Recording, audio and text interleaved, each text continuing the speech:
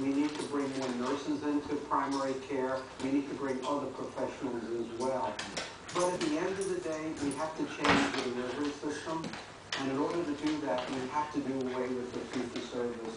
Right now, we have a payment system that rewards doing as opposed to rewarding outcomes. If we don't change the payment system, we will never control costs. Well, what would that look like? What would the alternative to fee-for-service be? If we pay based on episode of care or bundled payments where a deliverer got paid for providing high-quality care, not necessarily for doing the extra test or the extra operation, where they could pay for coordinators as opposed to doers. We have in this country places that are doing it. Geisinger in Pennsylvania, Kaiser in California, Intermountain in Utah, and places even here at our Partners Healthcare, where they're trying to do that.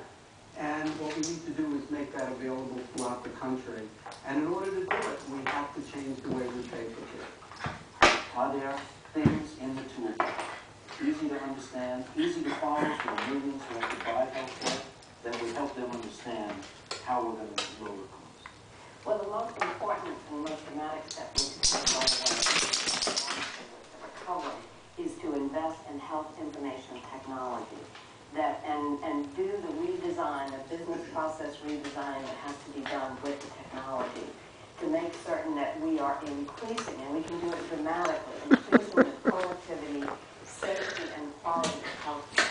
We could also use that information